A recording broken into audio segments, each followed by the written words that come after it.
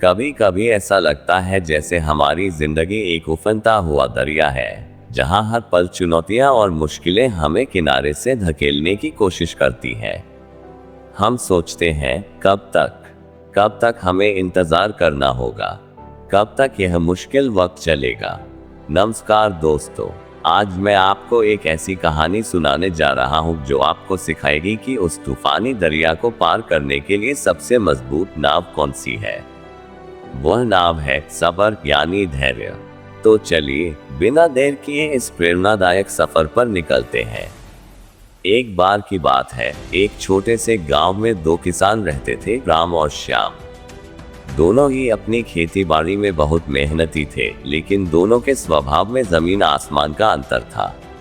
राम बहुत जल्दबाज था। वह चाहता था कि हर काम तुरंत हो जाए, फसल आज बोए तो कल ही कट जाए।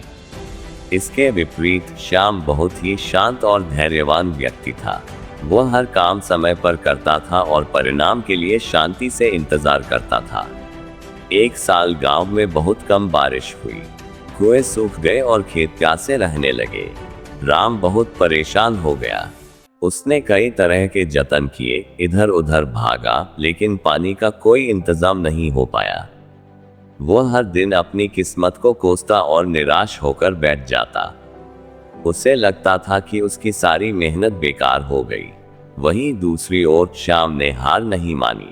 उसने सोचा कि बारिश तो उसके हाथ में नहीं है, लेकिन अपनी जमीन को तैयार रखना तो उसके हाथ में है।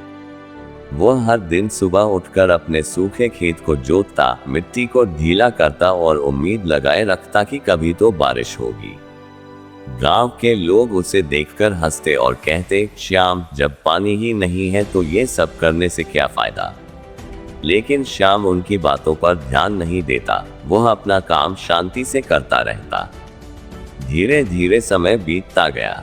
राम की बेचैनी बढ़ती गई और उसने खेती करना लगभग छोड़ दिया। वह बस इंतजार करता रहा कि कब चमत्कार होगा। जबकि श्याम लगातार अपने खेत में काम करता रहा, भले ही उसे तुरंत कोई फल नहीं दिख रहा था। फिर एक दिन आसमान में काले बादल छा गए। जोरदार बारिश हुई और गांव के सूखे खेत फिर से हरे भरे हो गए। जिन किसानों ने उम्मीद छोड़ दी थी, उनके खेत बंजर ही रहे। लेकिन श्याम का खेत, जो लगातार जोता गया था और जिसकी मिट्टी उपजाऊ बनी हुई थी, उसमें फसलें लहलहा उठी। राम ये सब देखकर हैरान रह गया। उसने श्याम के पास जाकर पूछा, श्याम, ये कैसे हुआ? हम दोनों ने तो एक साथ खेती शुरू की थी, लेकिन तुम्हारे खेत में इतनी अच्छी फसल कैसे हुई? श्याम ने मुस्कुराकर कहा, राम, प्रकृति अपना समय लेती है। मैंने अपना काम किया और सब्र रखा।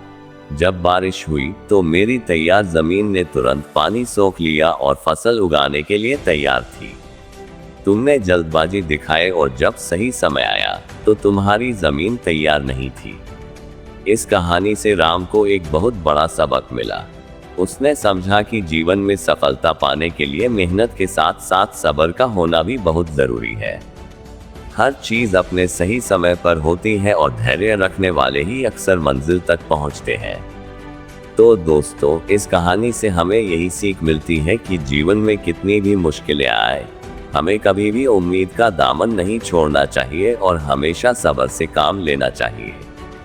याद रखिए, हर रात के बाद सुबह जरूर होती है और हर मुश्किल के बाद आसानी आती है।